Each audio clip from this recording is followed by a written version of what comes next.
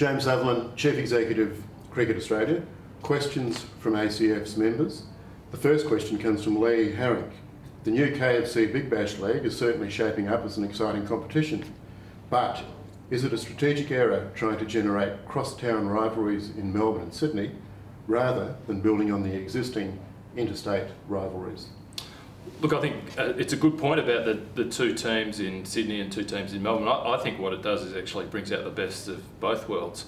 We've got fantastic state rivalries, but then we're going to have intra-city rivalries as well that's going to come from those two teams in Sydney and Melbourne. So I think it's only going to be better, and that rivalry and I guess tribalism that's going to exist in those markets is going to be we're going to see for an even better competition. A question from Matt Trodden. It seems as though there's a large feeling of discontent in the cricket community in Australia due to a range of issues: selection, administration, possibly lack of engagement with fans.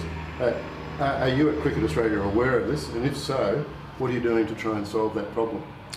I think there are peaks and troughs, I suppose, in that regard. What we're seeing is the high level of public passion, which to me equates to public interest in the game. It's actually not that long ago where we were getting feedback from the public that no one really cared about international cricket because the Australian team won all of the time. Now, what we saw out of the Ashes in 2010-11 was a disturbing Ashes loss, but we saw how much the Australian public really cared about the performance of the Australian cricket team. I take that as a real positive and something that we're acting on. There's been some important decisions that have come out of the Australian team performance review that are now being put into place, and that's augurs well for what we will see down the track as those, I guess, the effects of those decisions are implemented. A widely held opinion is that India has excessive influence over the ICC.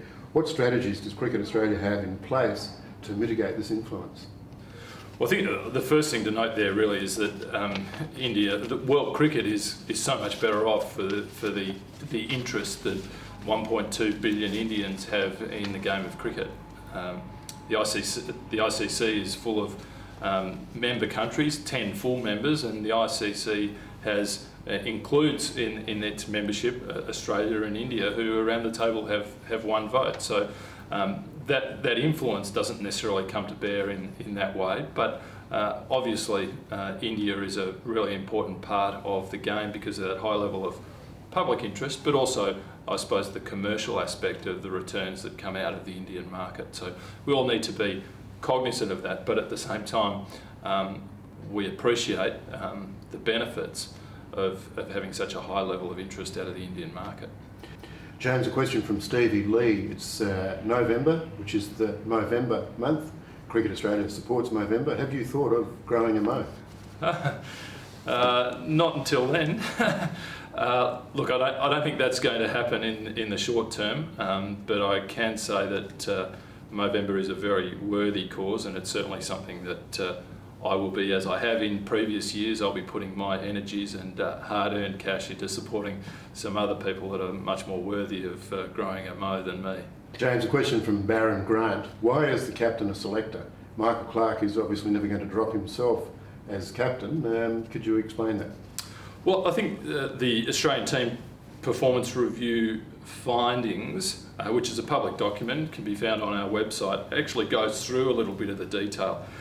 A critical aspect of that is about accountability for performance, and one of the findings was and recommendations was to find a way in which those that are close to the team and responsible for the team are also accountable for that performance. And so as an extension of that, there's a recommendation there for the captain to be a selector and the coach too.